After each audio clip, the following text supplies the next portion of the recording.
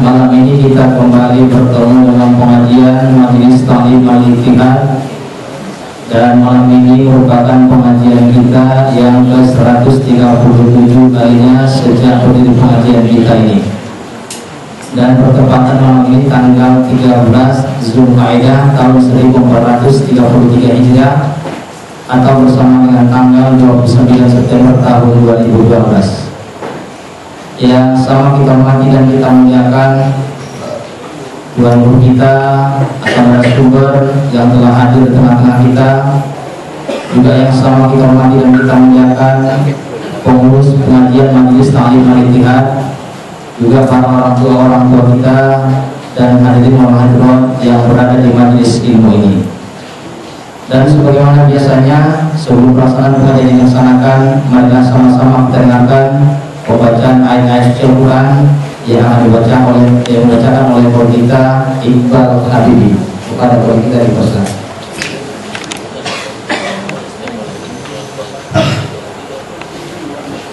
Assalamualaikum warahmatullahi wabarakatuh.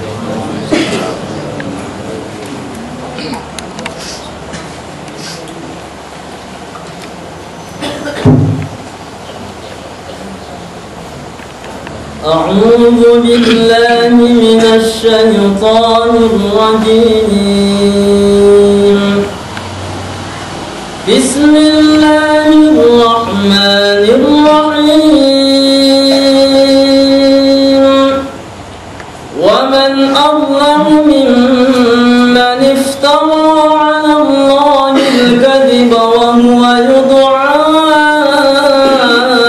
إلى الإسلام والله لا يهدي القوم الظالمين. يريدون ليطفئوا نور الله بأفواههم والله متم نوره ولو كره الكافرون. هو الذي أرسل رسوله بالهدى ودين الحق ليظهره على الدين كله ولو كره المشركون. يا أيها الذين آمنوا هل أدلكم على تجارة تنجيكم من عذاب أليم تؤمنون بالله ورسوله وتجاهدون في سبيل الله بأموالكم وأنفسكم ذلكم خير لكم إن كنتم تعلمون. يغفر لكم ذنوبكم ويدخلكم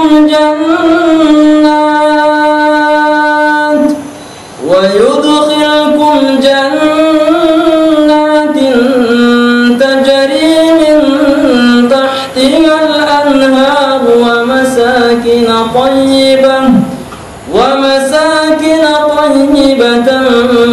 في جنات عدن ذلك الفوز العظيم. وأخرى تحبونها نصر من الله وفتح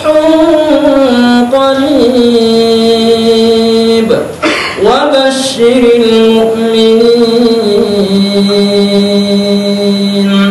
صدق الله العظيم.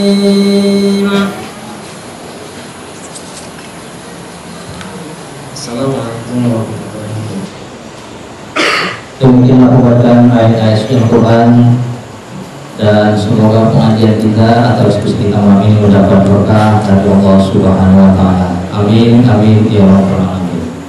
Hadirin para sekalian yang berbahagia, walaupun suara di atas sudah ada tanda-tanda, tapi saya yakin kita semua masih ingin menyimak apa yang disampaikan oleh guru kita. Dan kepada guru kita Dr. Haji Saimah Kita mohon untuk menyampaikan materinya yang berkaitan dengan masalah zakat profesi agar hidup lebih berkah dan berkah tidak dipersilakan.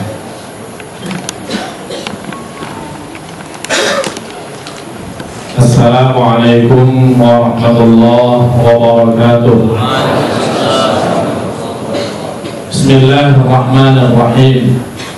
Innal hamdalillah nahmaduhu wa nasta'inuhu wa nastaghfiruhu wa nastahdihi wa na'udzu billahi min shururi anfusina wa min sayyiati a'malina.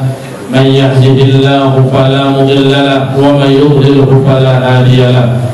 Allahumma salli wa sallim wa barik ala sayyidina Muhammad wa ala alihi wa ashabihi wa man tabi'ahu bi ihsanin ila yaumil ma'ad.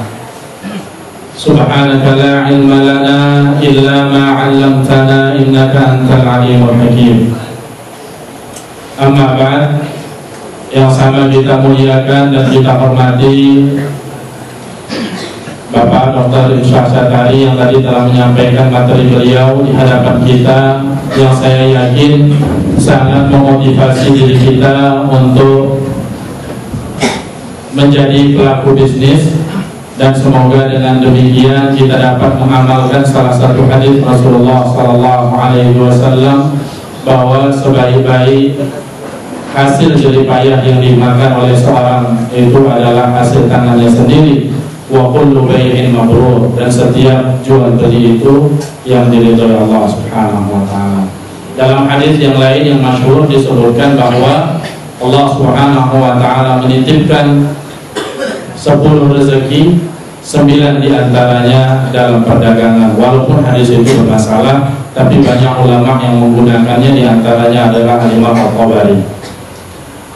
Nah, kalau Pak Dokter tadi menyampaikan tentang permasalahan itu, maka saya menyampaikan tentang sesudah menjadi pebisnisnya, setelah memiliki hartanya. Bapak-bapak dan ibu-ibu, orang tua kami yang dimuliakan Allah Subhanahu wa taala, para asatidz dan asatidzah yang berbahagia.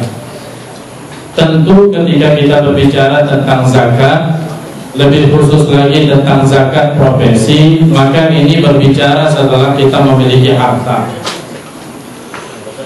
Di dalam Islam, dan inilah satu-satunya agama yang tidak pernah melarang pengikutnya untuk menjadi orang kaya. Tidak pernah. Tidak ada satu nas Al-Quran pun atau hadis pun yang melarang umat Islam untuk menjadi orang kaya. Bahkan sebaliknya, banyak ayat Al-Quran, banyak hadis yang menyuruh umat Islam menjadi orang kaya raya. Di antaranya, wabtaghi fima ataqallahu ad-daral akhirah wa la tansa nasibaka minad dunya. Kemudian Allah Subhanahu wa taala menyuruh kita untuk berinfak, bersedekah, berzakat. Mustahil semua itu dapat kita lakukan dari amal ibadah kalau kita tidak memiliki harta. Begitu juga Rasulullah SAW juga adalah seorang pedagang dan seorang pekerja keras. Saya ingin mengatakan hal itu sebagai prolog kita masuk ke dalam permasalahan zakat profesi ini. Jangan dibayangkan bahwa pekerjaan Rasul itu sederhana dan mudah. Mengembala kambing, kalau mengembala kambing di Indonesia yang banyak rumputnya, banyak makanan kambingnya, mungkin kita akan mengatakan mudah. Tapi dapat dibayangkan mengembalakan kambing yang jumlahnya tidak sedikit, puluhan bahkan bisa sampai ratusan, di tengah-tengah padang pasir. Artinya apa? Bahwa seorang muslim dan muslimah itu dituntut oleh agama ini untuk bekerja keras. Agar apa? Agar dia dapat memberikan hasil dan dapat berbagi seperti yang dikatakan oleh Ustaz kita tadi. Nah, tentu berkaitan dengan permasalahan zakat, sudah sama kita maklumi bahwa kalau dilihat dari makna akar katanya, maka zakat itu banyak sekali. Kalau kita buka kitab Lisanul Arab, kamus standar dalam bahasa Arab misalnya, maka kata zakat itu memiliki arti berkah. Kata berkah itu dekat dengan kata birkah yang artinya sumur. Kalau air sumur semakin sering kita ambil dan kita keluarkan airnya, semakin cantik airnya. Begitulah rezeki yang berkah itu. Semakin banyak dia dikeluarkan, dia semakin memberikan kebaikan kepada orang yang mengeluarkannya. Air sumur tidak pernah melimpah dan tidak pernah juga kering. Berapa banyak diambil, sebegitu pula dia berganti. Itulah keberkahan. Makanya pernah saya sampaikan, hidup ini paling indah pas-pasan. Seperti yang dikisahkan oleh Pak Dokter tadi, pas mau bangun rumah, ada duit bangun rumah. Pas mau menikah, ada duit untuk menikah. Jadi jangan nunggu sampai punya 0,5 miliar dulu baru mau menikah. Bismillah, ya, menikah segera. Karena menikah itu enaknya cuma 10%, sisanya enak kali. Baik. Kemudian suci, taharah. Dengan mengeluarkan harta zakat itu kita membersihkan diri kita. Itu yang paling utama, membersihkan diri kita dari bakhil. Karena sifat bakhil itu adalah sifat syaitan, dan syaitanlah yang menyuruh kita untuk bakhil. Mensucikan jiwa kita, membersihkan harta kita, dan membersihkan hubungan sosial kita. Karena hidup ini kalau kita sendiri pun yang kaya raya, orang lain miskin di sekeliling kita juga tidak enak. Sama kalau kita sendiri aja yang pandainya, yang pintarnya, sekeliling kita bodoh semuanya, juga tidak enak. Yang paling indah itu adanya kebersamaan. Tapi bukan juga sistem komunis, istrimu istriku, hartaku hartamu, tidak. Di dalam Islam ada batasan-batasan. Oleh karena itu Allah Subhanahu wa ta'ala memberikan kepada kita rezeki, memberikan kepada kita tingkatan-tingkatan, tetapi di dalam beramal ibadah Allah Subhanahu wa ta'ala tetap memposisikan yang paling mulia itu adalah yang paling bertakwa. Zakat artinya an-nama, tumbuh. Hari ini dia boleh menerima, tahun depan diupayakan jangan lagi menerima, tapi bagaimana tahun depan dia memberi. Jangan minta zakat itu juga orangnya. Tahun lalu dia, tahun sebelumnya dia, tahun ini dia juga lagi. Permasalahan yang muncul juga tetap sama, yaitu apa? Makan, sesuap nasi. Nah, konsep seperti ini tidak ada di dalam Islam. Oleh karena itu disebut dengan zakat, an-nama, tumbuh terus. Sehingga pada satu masa umat Islam itu tidak lagi ada yang menerima zakat. Pernahkah itu terjadi? Pernah. Pada masa dinasti Bani Abbasiyah pada kekhalifahan Harun al-Rashid, tidak ada di Baghdad seorang pun yang mau menerima zakat. Karena apa? Karena semuanya sudah menjadi muzaki, semuanya sudah orang yang mengeluarkan zakat. Sehingga zakat dari Baghdad itu dikeluarkan sampai ke Bukhara. Dan ternyata di antara Masjid Bukhara yang dibangun di dekat makam Imam Al-Bukhari yang kemarin ada di dalam televisi itu, antara lain adalah hasil daripada zakat. Kemudian pujian bahwa zakat itu orang yang melakukannya mendapatkan pujian dari Allah Subhanahu wa ta'ala. Nah, secara spesifik ketika kita berbicara tentang zakat, maka tidak terlepas dari pandangan Syekh Muhammad Yusuf Al-Qaradawi hafizahullah. Beliau mengatakan bahwa zakat itu adalah sejumlah harta tertentu yang diwajibkan oleh Allah Subhanahu wa ta'ala untuk diserahkan kepada orang-orang yang berhak menerimanya, atau yang kita kenal dengan asnaf at-thamaniyah. Berbicara tentang zakat profesi ini bukan mesti bulan Ramadan, tidak juga mesti bulan Syawal, karena zakat ini sebenarnya sepanjang tahun. Hanya saja permasalahannya di kita sering diasumsikan bahwa mengeluarkan zakat itu pada bulan Ramadan. Kalau zakat fitrah, ya itu di dalam bulan Ramadan, karena dia berkaitan dengan Syawal, berkaitan dengan Ramadan itu sendiri. Tapi kalau zakat harta, zakat mal, sepanjang tahun, tergantung dengan nisab dan haulnya, tergantung dengan kadar yang sudah dicapai atau terkumpulnya dia selama setahun. Apa dalilnya? Sama kita ketahui firman Allah Subhanahu wa ta'ala, khudh min amwalihim sadaqatan tutahhiruhum wa tuzakkihim biha. Ambillah, kata Allah Subhanahu wa ta'ala. Jadi kata ambillah di sini fi'il amr, yaqtadil wujub. Nah, makanya para ulama sejak zaman mufassir awal, termasuk misalnya Ibnu Abbas mengatakan bahwa zakat itu wajib dikelola oleh pemerintah. Artinya yang berhak sekali untuk mengumpulkan, mengambil, mengelola, menyalurkan, mengembangkan itu adalah pemerintah. Nah, masalahnya di kita sekarang bahwa pemerintah tidak memiliki atau tidak menjadikan ini salah satu bagian daripada program kerjanya. Artinya sebagai bagian daripada undang-undang yang wajib dia kerjakan. Ada memang undang-undang tentang zakat, pengelolaan zakat nomor 38 tahun 2009 dan sudah diamandemen dengan nomor 11 tahun 2011. Itu sudah nomor 23 tahun 2011, tapi tetap saja yang diaktifkan di situ adalah masyarakat, bukan pemerintah. Padahal perintah di dalam Al-Quran, khud, siapa yang berhak untuk mengambil? Tentunya mereka adalah orang-orang yang berpuasa. Baik, ambillah. Oleh karena itu pengelolaannya cenderung tidak begitu baik berjalan dan menghadapi banyak kendala. Karena apa? Karena permasalahannya tidak pada penguasa itu sendiri. Sejak zaman Rasulullah SAW, pengumpulan zakat itu dikelola oleh penguasa, oleh waliul amr. Kemudian Rasulullah SAW juga bersabda di dalam hadis sahih, maka beritahukanlah kepada mereka bahwa Allah Subhanahu wa taala mewajibkan zakat pada harta mereka yang diambil dari orang kaya dan diserahkan kepada orang miskin. Ini hadis yang kita kenal dengan hadis Muaz bin Jabal ketika beliau diutus ke Yaman untuk berdakwah di Yaman.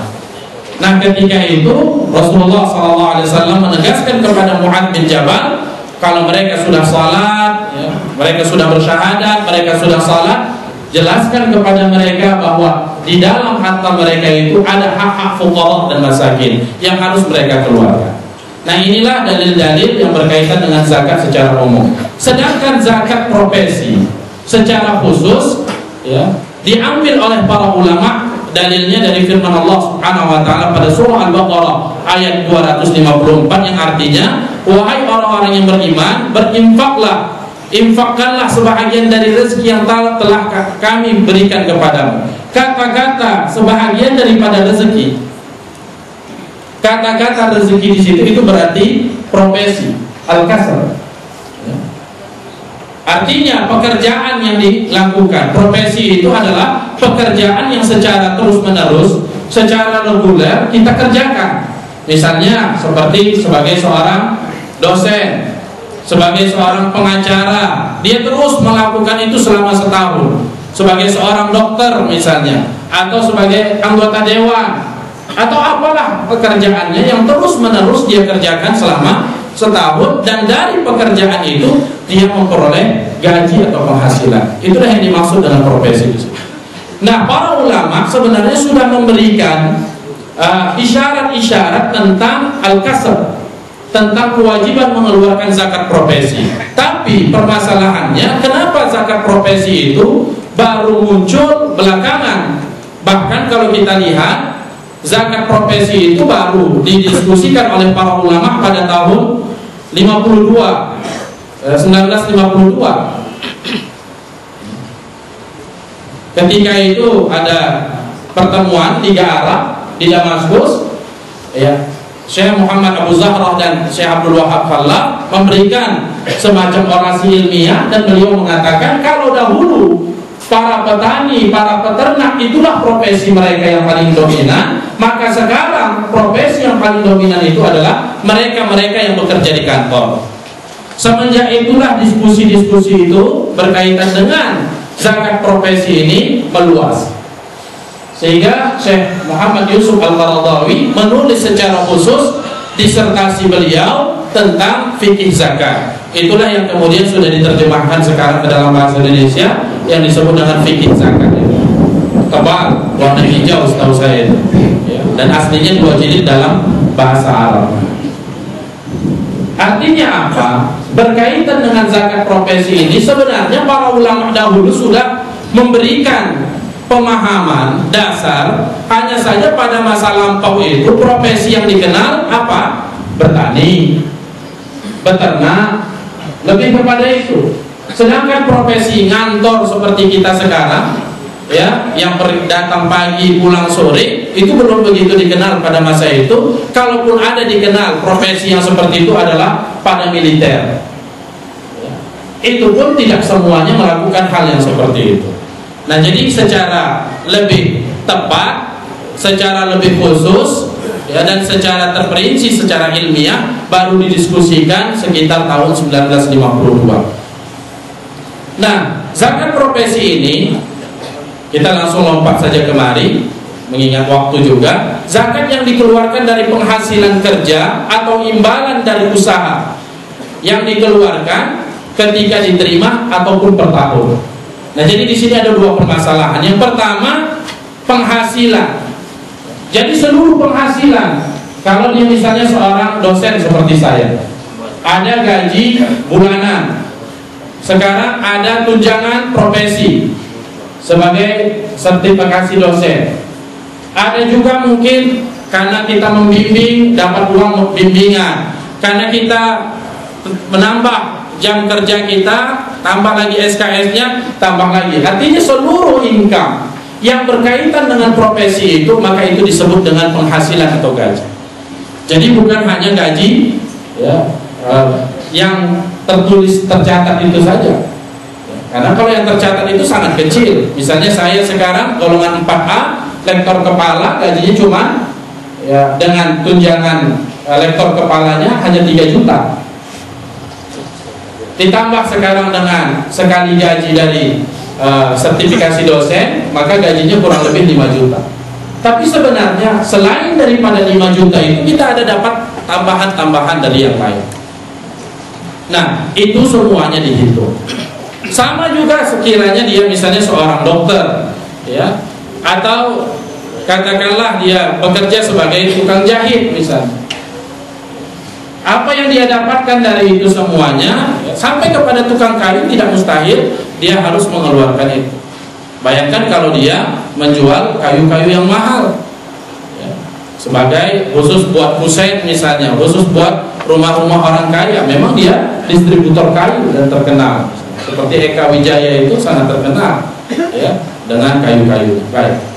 Nah, jadi harta yang dikenakan zakat profesi itu adalah seluruh pemasukan, gaji, upah, insentif, bonus, tunjangan, lembur, dan segala macam yang berkaitan dengan profesi itu. Nah, ini dihitung, bisa dikeluarkan secara cicilan. Nanti ada hitungan-hitungannya, ada contoh-contoh hitungannya, ya.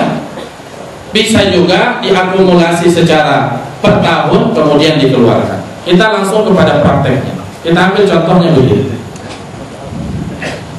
Jika seseorang, katakanlah ini saya, memiliki gaji 7 juta. Gaji 7 juta ini sudah saya kumpulkan secara keseluruhan tadi. Gaji bulanan, sertifikasi dosen saya, tambah lagi dengan insentif, tunjang sana, tunjang sini, dapatlah semuanya itu 7 juta. Kemudian tetap menurut Syekh Yusuf Qardawi dan ulama-ulama yang banyak membicarakan tentang zakat profesi ini, karena kalau zakat profesi ini kita tidak dapatkan di kitab Al-Majmu' Syarah Muhadzab misalnya, atau Al-Mabsut, atau Mudawwanah Al-Kubra, ya, kitab-kitab klasik itu jarang kita dapati, atau bahkan tidak ada sama sekali yang persis seperti itu. Tapi kitab-kitab muasir, kontemporer sekarang, maka kita menjumpai bahwa tetap dari zakat profesi, dari penghasilan yang kita dapatkan secara keseluruhan itu tetap harus dikeluarkan yang disebut dengan al-hajah al-asliyah, kebutuhan yang tidak terhindarkan, kebutuhan yang sangat standar. Apa itu? Contohnya misalnya transportasi dan makan. Misalnya transportasi dan makan kita selama kita bekerja selama sebulan misalnya.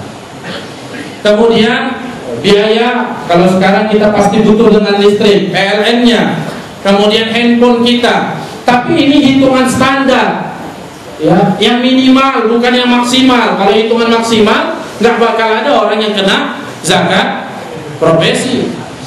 Ini standar yang minimal. Begitu. Kemudian misalnya belanja dapur.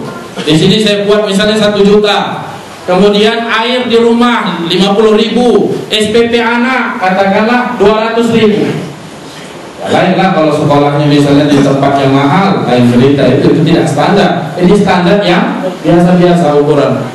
Maka kemudian diasumsikanlah ketika itu harga emas per gramnya yang 24 karat atau kita katakan LM misalnya 425.000.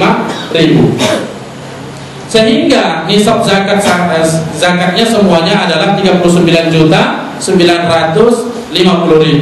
Sementara penghasilan saya per tahun 84 juta karena per bulan saya bergaji 7 juta. Nah, setelah dihitung secara sistematis seperti ini, maka tersisalah 48.600.000 rupiah. Sehingga saya dikenakan zakat. Ya, Anda wajib zakat. Sedangkan zakat saya bisa saya keluarkan per bulan sekitar 102.000 ya, atau 101.250 rupiah, atau per tahun sebanyak 1,2 juta.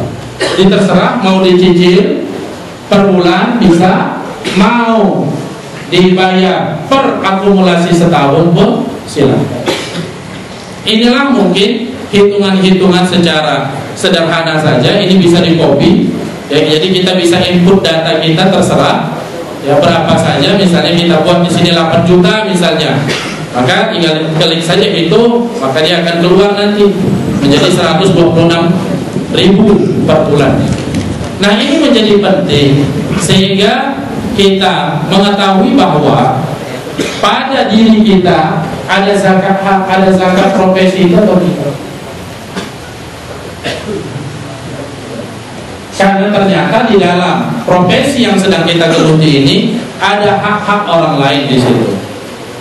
Dalil dan dasar pemikirannya. Apa dalil para ulama semisal Syekh Yusuf Al-Qaradawi, ulama-ulama kontemporer seperti yang disebutkan dari Syekh Abdul Wahab Khalaf, ya, Abu Zahra, ulama yang sangat terkenal dari Mesir. Mereka mengatakan prinsip keadilan dalam Islam. Ini yang menjadi dasarnya. Dasar umumnya tadi sudah ada. Qul min amwalihim shadaqatan tutahhiruhum. Amwal, gaji itu kan termasuk dalam amwal, dalam harta.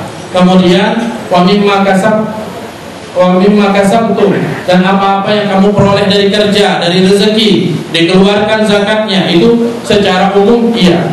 Tapi secara khusus apa yang menjadi dasar dari zakat profesi itu adalah prinsip keadilan. Seorang anggota dewan, pejabat, dokter atau pengacara lebih besar gajinya daripada petani atau peternak. Walaupun tidak semuanya dipukul rata juga. Karena ada juga petani yang lebih banyak penghasilannya daripada dokter misalnya, atau peternak lebih banyak penghasilnya daripada anggota dewan. Tapi secara umum seperti itu. Ya. Tidaklah adil seorang petani misalnya secara kasar kita hitung, dia mendapatkan 100 kaleng dari hasil pertaniannya, kemudian dia harus mengeluarkan ya, kalau dia tanah hujan 10%, kalau dia dengan irigasi 5%. Kalau dia dapat 100 gantang atau 100 kaleng, kalau dia mengharapkan tanda hujan harus dikeluarkan 10 kaleng langsung ketika itu. Kalau dia dengan irigasi dikeluarkan 5 kaleng. Masa petani yang bekerja dari pagi sampai sore membanting tulang, tidak kenal hujan, tidak kenal panas, harus mengeluarkan seperti itu. Sementara mereka yang bekerja di kantor berdasi, tidak kena panas, dalam kondisi ruangan yang sangat sejuk, tidak mengeluarkan dari penghasilan. Ini prinsip keadilan yang memang menjadi dasar yang paling kuat oleh Syekh Yusuf Al-Qaradawi dalam membangun teori, katakanlah, atau teori atau kesimpulan bahkan dari zakat profesi. Yang kedua, masih berkaitan dengan prinsip keadilan ini. Kalau dahulu petani itu bercocok tanam di sawah, di ladangnya, begitu juga peternak mengembala atau mengumpulkan rumput untuk binatang yang ternaknya, maka sebenarnya lah seorang pegawai negeri sipil atau pegawai negeri swasta atau buruh sekalipun, dia sebenarnya juga sedang bercocok tanam. Hanya saja tempat dia bercocok tanam tidak lagi dalam bentuk sawah, tapi dalam bentuk gedung-gedung bertingkat misalnya, dalam bentuk kantor-kantor. Sehingga itulah sawah dia sebenarnya, itulah ladang dia, itulah tempat dia beternak. Dianalogikanlah ke situ, dikiaskan ke arah itu. Sehingga walaupun dia berdasi, sebenarnya dia adalah seorang yang sifat kerjanya sama dengan seorang petani. Walaupun misalnya dia adalah seorang yang bekerja di gedung yang bertingkat, sebenarnya dia sedang mengembala kambing atau sedang mencari rumput untuk gembalanya. Artinya di sini prinsip keadilan sangat penting untuk difahami. Sebab kalau tidak dikenakan mereka zakat profesi, ya, maka amat sangat tidak adillah terlihat kepada para petani yang kalau kita lihat di Indonesia ini, para petani dan peternak itu cenderung di golongan menengah ke bawah.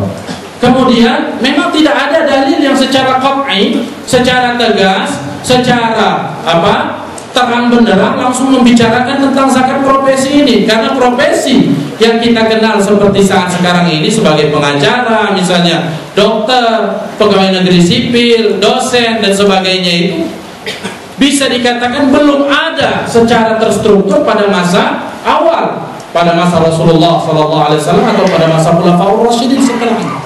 Artinya sistem penggajiannya teratur, sistem kepangkatannya sudah ada. Itu kan pada masa lampau belum dikenal, artinya belum ada. Oleh karena itu, sekalipun dalil yang berkaitan dengan itu tidak ada, maka dipergunakanlah dalil-dalil yang secara umum, di mana Allah Subhanahu wa taala memerintahkan kita untuk mengambil zakat dari harta. Selama itu adalah penghasilan dari sebuah profesi, itu kan harta, maka ambil harta itu. Khudh min amwalihim shadaqatan. Ambil dari zakat dari harta itu sebagai sedekah. Kata sedekah di sini sifatnya umum karena sedekah itu terbagi kepada dua, ada sedekah wajibah, itulah yang kita kenal dengan zakat, dan ada sedekah tatawwu'an, itulah yang kemudian kita kenal dengan infak, sedekah, ya, kemudian wakaf dan sebagainya.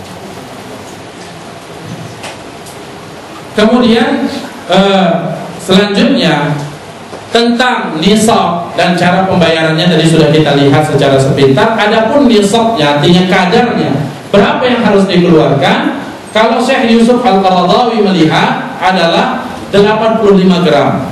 Beliau mengambil yang minimal, ya, mengambil yang minimal karena kalau yang diambil minimal, yang maksimal pasti ikut. Artinya kalau minimal 85 gram, karena di antara fuqaha berbeda pendapat, mithqal di zaman Rasulullah SAW yang disebut dengan satu mithqal itu berapa? Sama dengan gantang ketika kita berbicara tentang zakat fitrah. Satu gantang Baghdad itu berapa? Makanya terjadi selisih perbedaan di kalangan fuqaha antara 2,1 sampai 3,8. Mazhab Abu Hanifah yang paling tinggi mengatakan 3,8 kilogram. Ada juga di antara kaum Zahiriyah, ya, di antara Ibnu Hazm mengatakan 2,1. Nah, selisih di antara 2,1 sampai 3,8 ini disebabkan karena perbedaan pendapat di kalangan fuqaha tentang berapa sebenarnya kadar dari gantang, satu gantang itu sendiri. Sama dengan mithqal. Berapa satu mithqal itu?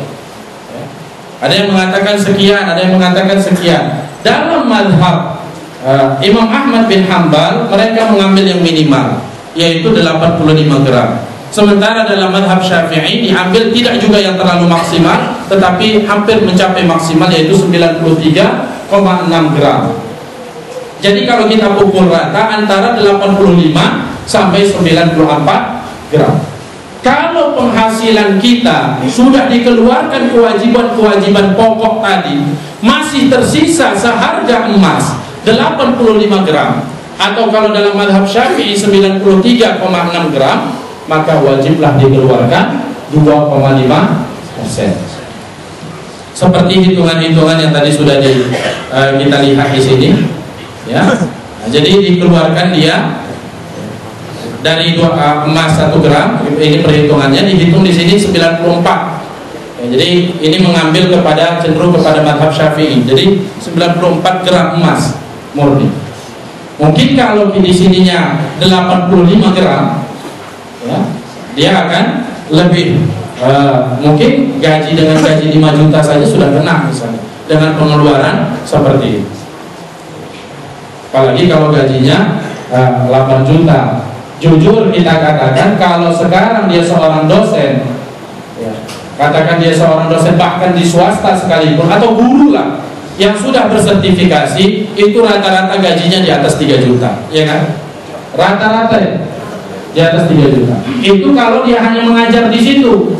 Belum lagi dia mengajar di tempat-tempat yang lain, belum lagi dia ngajar les, ya, dan yang lain sebagainya. Itu termasuk dalam profesi itu tadi. Ya, selama yang itu berkaitan semuanya dengan profesi kita, maka itu harus dihitung sebagai income profesi, pemasukan daripada profesi. Jadi ini berkaitan dengan cara menghitungnya. Baik, kembali kita kepada nisabnya tadi, bahwa para fuqaha berbeda pendapat. Ada yang mengatakan 85, ada yang mengatakan 94. Nah, harta yang dikenakan zakat adalah harta yang di luar kebutuhan dasar.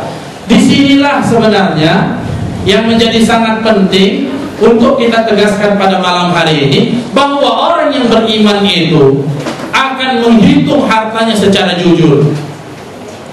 Oleh karena itu kata Al-Imam An-Nawawi, bisa dibaca di dalam kitab Al-Majmu' Syarah Muhadzab, seorang yang memiliki emas berantai-rantai, begitulah ibarat daripada banyaknya emas yang dia miliki, bisa saja tidak dikenakan zakat. Misalnya seseorang punya emas 2 kilo, kalau secara hukum fikih dia bisa menghindar untuk tidak dikenakan zakat walaupun dia punya emas sebanyak 2 kilo. Tiap hari atau tiap minggu saja digilirnya dari emasnya itu. Ada yang untuk rantai, ada yang untuk kerabu, ada yang untuk gelang kaki, ada yang gelang tangan, gelang hidung. Zaman sekarang kan banyak kerabu pun ditaruh di hidung. Digilirnya tiap hari. Ya. Di dalam syarat menurut fikih, emas yang dipakai tidak dikenakan zakat. Jadi tidak usahkan 2 kilo, 10 kilo pun tidak kena zakat. Sama dengan zakat profesi. Seseorang yang misalnya punya pabrik, misalnya pabrik, katakan kita ambil contoh kasar saja, misalnya pabrik gula, ya, pabrik tenun, bisa saja dia berkilah, saya tidak wajib menerima tidak wajib mengeluarkan zakat, bahkan orang wajib berzakat sama saya. Ya, kenapa pula begitu? Karena pabrik ini semuanya hutang, saya kredit ke bank sebenarnya. Kan kacau kita jadi. Kalau orang yang punya pabrik saja seperti itu mengatakan, bagaimana dengan fuqara dan masakin yang lain? Artinya celah untuk berhela atau berkilah atau lari dari kewajiban zakat itu terbuka luas. Justru karena itulah, ya, kalau dilihat kata para mufassirin, zakat dan salat itu selalu digandengkan oleh Allah Subhanahu wa taala. Bahkan ada yang menghitung tidak kurang daripada 80 kali. Zakat dan salat itu, aqimus shalah wa atuz zakat. Al-Imam Ibnu Katsir mengatakan kalau salat itu adalah haqqullah 'alal ibad, haqqullah 'alal ibad, yaitu artinya hak Allah pada hamba-hambanya. Kalau zakat itu adalah hukum bainal ibad, hak-hak di antara sesama manusia. Jadi di situ ada hablum minallah dan hablum minan nasnya secara terpisah seperti itu, sehingga dua-duanya ini tidak bisa dipisahkan. Justru karena itulah Abu Bakar As-Siddiq radhiyallahu an memerangi orang-orang yang tidak mau membayar zakat, dan dia menganggap orang yang tidak mau membayar zakat pada masa itu sebagai orang yang murtad, keluar dari Islam. Ketika Abu Bakar As-Siddiq radhiyallahu an memerangi orang-orang yang tidak mau membayar zakat, sempat juga Umar bin Khattab radhiyallahu anhu, ya, tidaklah protes tapi bertanya kembali, mempertanyakan permasalahan itu, sampai akhirnya, ya, Abu Bakar As-Siddiq radhiyallahu anhu ketika itu menjadi khalifah bersumpah di hadapan rakyatnya, dia mengatakan, kalaulah sekiranya mereka dahulu membayar sebiji ekal. Ekal itu adalah yang dililitkan di atas kepala, yang sekarang menjadi perhiasan.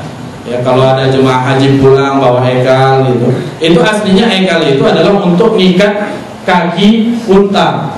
Jadi kaki unta itu kan bengkok begini, diikat supaya tidak berdiri untanya, supaya tidak lari. Nah, makanya dahulu ya ditaruh di kepala oleh para pengembala itu, supaya kalau dia mau cari mau mengikat untanya mudah, ambil aja yang di kepalanya itu diikatkan. Itulah aslinya ekal, makanya namanya ekal. Aqlun artinya mengikat. Begitu. Jadi kalaulah yang serendah itu atau sehina itu saja dahulu mereka bayar kepada Rasulullah zakatnya, sekarang mereka tidak bayar, aku akan perangi, kata Abu Bakar As-Siddiq radhiyallahu. Sampai akhirnya tercenganglah, dalam hadis yang cukup panjang diriwayatkan dalam Musnad Imam Ahmad, tercenganglah Umar bin Khattab ketika itu mendengar begitu kuatnya dan teguhnya pendirian daripada Abu Bakar, sehingga akhirnya mau tidak mau kata Umar, aku harus mendukung apa yang dikatakan khalifah, sehingga sampai Allah akhirnya menerangkan hatiku bahwa apa yang dikatakan khalifah itu adalah benar. Sehingga artinya Umar pada satu masa akhirnya membenarkan apa yang dikatakan oleh Abu Bakar As-Siddiq radhiyallahu. Artinya permasalahan zakat ini memang harus muncul dari kesadaran, muncul dari kejujuran seseorang untuk menghitung, apalagi berkaitan dengan zakat profesi ini. Ya, bisa saja dia akan berkila, ya saya mengeluarkan banyak transportasi yang harus saya keluarkan setiap hari, minyak saya sekian, dia hitung dengan ya pertama, padahal yang dia pakai adalah bensin ya, sebetulnya kan begitu, bisa saja. Ya. Kemudian banyak hal yang harus dia jujur dalam permasalahan ini. Oleh karena itulah Rasulullah SAW ketika beliau menjadi katakanlah pemimpin pada masanya, beliau mengangkat langsung para orang-orang yang bertugas untuk mengumpulkan harta zakat itu, atau disebut dengan ummal as-sadaqah atau ummal jibayatus sadaqah. Mereka yang bertugas sebagai pengumpul harta zakat itu, dan mereka itu disumpah untuk berbuat jujur, untuk tidak menerima hadiah.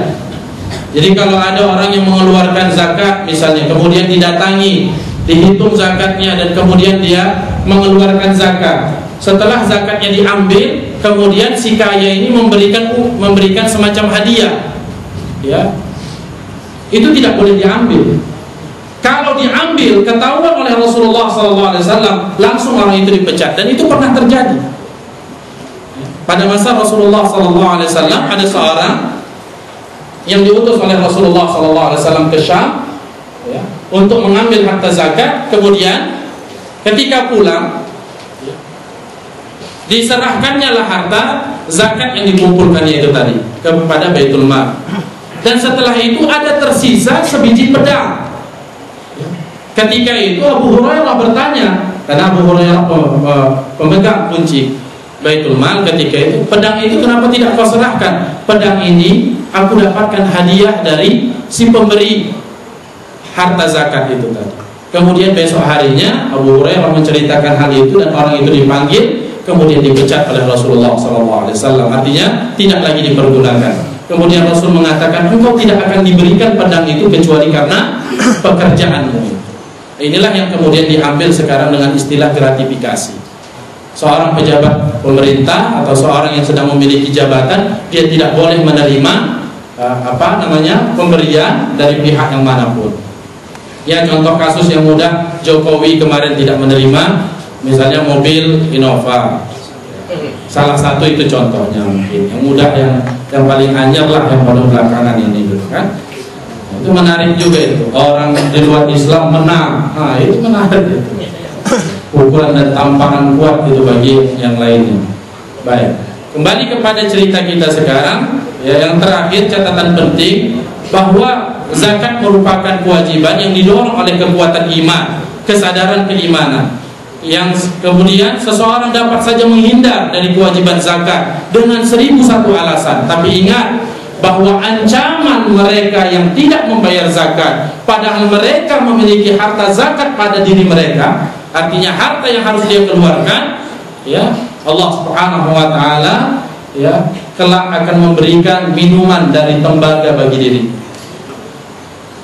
Allah Subhanahu wa taala telah berfirman di dalam Al-Qur'an, dan orang-orang yang mengumpulkan dari emas dan perak dan tidak mengeluarkan haknya, ya, mereka akan diterima kelak dengan azab yang sangat pedih.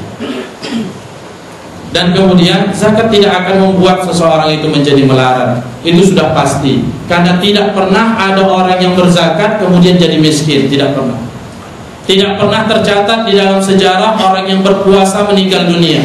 Tapi orang yang tidak berpuasa meninggal dunia banyak. Tapi karena dia berpuasa, ketika dia berpuasa meninggal dunia belum pernah tercatat. Sama dengan orang yang berzakat bangkrut, tidak pernah. Tapi karena dia tidak berzakat kemudian bangkrut, hilang profesinya banyak. Nah, kekayaan adalah amanah yang kelak harus kita pertanggungjawabkan di hadapan Allah Subhanahu wa taala, di mana Allah Subhanahu wa taala telah berfirman, "Tsumma la tus'alunna yawma idzin 'anil na'im." Semoga ini bahagian daripada perbincangan kita pada malam hari ini berkaitan dengan zakat profesi ini, karena saya melihat hal ini sangat penting untuk kita ketahui bersama dan perlu kita perluas, walaupun saya yakin sudah banyak yang kita baca dan kita pahami berkaitan dengan hal ini, sehingga mudah-mudahan permasalahan ini tidak lagi menjadi pertanyaan yang terlalu banyak di kalangan kita. Saya kira itu. Dan ada satu SMS yang masuk kepada saya berkaitan dengan ada yang bertanya, semenjak kapan Rasulullah SAW itu dihina dan diejek? Ini sedikit agak menyimpang dari apa yang saya sampaikan. Maka jawabannya untuk kita semua saja, karena SMS itu ditujukan kepada saya, ya, maka jawabannya semenjak Rasulullah SAW itu diangkat menjadi Nabi dan menjadi Rasul. Bahkan banyak yang diabadikan di dalam Al-Quran. Ya, diantaranya adalah surah Al-Lahab. Ketika Rasulullah SAW mengikrarkan dirinya pertama sekali sebagai Nabi, dipanggilnya lah ya, kabilah-kabilah dari Quraisy, dan beliau ketika itu berada di Safa. Kemudian beliau berkata, kalau aku katakan sekarang bahwa di balik gunung itu ada pasukan yang akan menyerang Ka'bah, apakah kalian percaya? Percaya, semuanya jawab. Kalau sekarang aku katakan bahwa ada sekelompok burung dari arah sana akan menyerang kota Mekah, apakah kalian percaya? Percaya. Semuanya mengatakan percaya. Karena apa? Karena Rasul terkenal dengan gelar Al-Amin. Tapi ketika kemudian Rasul mengatakan, ketahuilah bahwa aku menerima wahyu dari Allah Subhanahu wa taala dan aku adalah seorang nabi dan ikutilah ajaranku. Ketika itulah kemudian berujar langsung paman yang dahulu pernah membela beliau, ya, ketika Rasul lahir, pertama sekali orang yang memberikan ibu susuan itu adalah Abu Lahab. Tapi Abu Lahab juga lah orang yang pertama sekali menentang dakwah Rasulullah SAW. Kemudian Abu Lahab mengatakan sebagaimana tertulis di dalam banyak kitab sejarah, di antaranya adalah kitab yang sering kita pakai di ngaji-ngaji, Nurul Yakin. Itu mengatakan, di situ terekam perkataan Abu Lahab, "Tabballaka ya Muhammad alihada jama'tana." Celakalah engkau wahai Muhammad, apa untuk berita bohongmu itu engkau kumpulkan kami seperti ini. Jadi semenjak itu sudah banyak hujatan-hujatan kepada Rasulullah SAW. Bahkan surah Al-Kautsar diturunkan Allah Subhanahu wa taala sebagai jawaban langsung kepada Ka'ab bin Al-Ashraf yang menghina Rasulullah SAW sebagai lelaki mandul. Itulah kemudian turun firman Allah Subhanahu wa taala, "Inna a'tainakal kautsar fashalli li rabbika wanhar inna syani'aka huwal abtar." Di ayat ketiga itu Allah menegaskan sesungguhnya orang-orang yang menghina wahai Muhammad, mereka itulah yang mandul. Mereka itulah yang terputus. Karena ketika itu Ka'ab bin Al-Ashraf mengatakan bahwa kalau Muhammad ini mati, tidak akan ada orang yang mengenang dia lagi. Terputuslah. Sebagian mufassirin mengatakan seperti itu, sebagian ada yang mengatakan bahwa maksud abtar di situ mandul, tidak memiliki anak.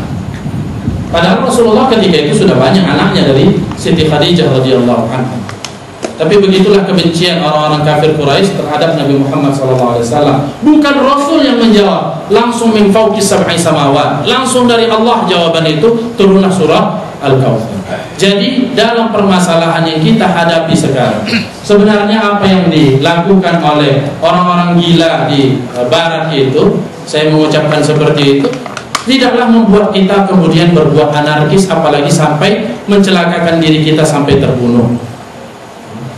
Apa yang harus kita lakukan? Pertama, lebih dekatlah kita kepada sunnah Rasulullah SAW. Kita praktekkanlah sunnah itu. Dihinanya Rasulullah SAW tidak terlepas karena jauhnya umat ini dari sunnah, dari sunnah Rasulullah SAW. Yang kedua, ya, kita jawab semuanya itu dengan menjadikan bahwa umat Islam itu adalah umat yang terbaik, umat yang aktor, bukan umat yang penonton, umat yang memimpin, bukan umat yang dipimpin. Itu yang harus kita buktikan, dan itu yang harus kita berikan jawaban, bukan dengan kekerasan. Dijawab dengan kekerasan, karena Islam pun tidak menjawab kezaliman dengan kezaliman. Allah Subhanahu wa taala menegaskan di dalam firman-Nya, wala yajrimannakum syana'anu qaumin ala alla ta'dilu i'dilu huwa aqrabu littaqwa. Jangan karena kebencian kamu kepada suatu kaum kemudian kamu berbuat zalim, tidak adil kepada mereka. Jadi semua ini kita harus hadapi dengan kepala dingin, dengan cara yang lebih cerdas, dengan cara-cara yang jahat. Dan bukan hanya itu yang terakhir, pasti akan ada yang lain-lain, ya. Dan ingatlah bahwa setiap mereka yang menghina, mencaci Allah, menghina Al-Quran, menghina Rasulullah SAW, akhir daripada kehidupannya sangat tragis. Mereka yang dahulu ada seorang pendeta kabarnya di California membakar Al-Quran, sekian ribu Al-Quran dibakarnya, dia mati tabrakan. Dan itu saya konfirmasi dengan teman yang menjadi imam di salah satu masjid di New York, teman dahulu dari Madinah juga, dan dia mengatakan betul, itu bukan cerita koran, tapi memang betul-betul terjadi. Dan banyak yang terjadi seperti itu. Bahkan orang-orang yang bukan namanya barat-barat pun banyak yang menghina Islam, seperti Salman Rushdie, ya, itu namanya cantik kali pun.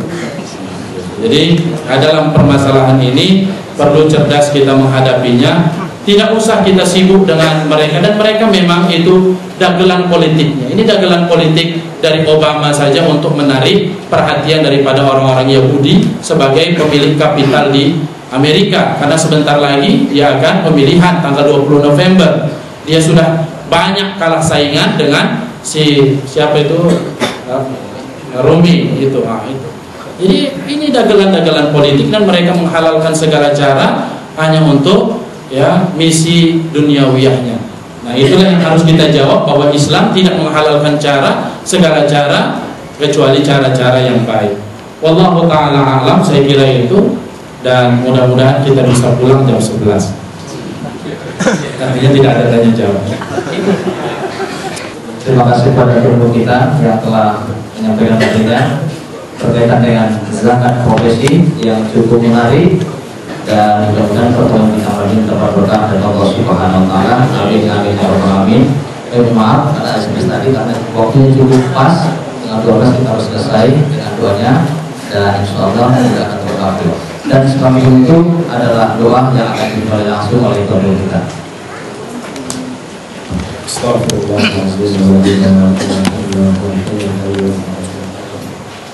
Bismillahirrahmanirrahim. Alhamdulillahirabbil alamin. Hamdan yuwafi ni'amahu wa yukafi mazidah. Ya Rabbana lakal hamdu wa lakal syukru kama yanbaghi li jalali wajhika al-karim wa 'azimi sultanik. Allahumma salli wa sallim wa barik ala sayyidina Muhammadin wa ala alihi wa sahbihi ajma'in. Subhanakallahumma la nuhsi thana'an 'alaik, anta kama athnayta ala nafsik. Falakal hamdu qabla ar-ridha wa lakal hamdu ba'da ar-ridha wa lakal hamdu hatta tarda 'anna da'iman abada. Allahumma ighfir lana dhunubana wa liwalidayna warhamhuma kama rabbayana shaghira. Allahumma aslih lana dinana alladhi huwa 'ismatu amrina, وأصلح لنا دنيانا التي فيها معاشنا، وأصلح لنا آخرتنا التي إليها معادنا. واجعل الحياة زيادة لنا في كل خير واجعل الموت راحة لنا من كل شر. اللهم أغننا بالعلم وزينا بالحلم وأكرمنا بالتقوى وجملنا بالعافية. اللهم اجعل جمعنا هذا جمعا مرحوما وتفرقنا من بعده تفرقا معصوما ولا تدع فينا شقيا ولا محروما. ربنا آتنا في الدنيا حسنة وفي الآخرة حسنة وقنا عذاب النار. وصلى الله على سيدنا محمد النبي الأمي وعلى آله وصحبه أجمعين والحمد لله رب العالمين. Demikian apa yang kita malam ini dan semoga kita bertemu kembali malam depan. Demikian saja. Assalamualaikum warahmatullahi wabarakatuh. Insyaallah, insyaallah, insyaallah ada jalan. Insyaallah.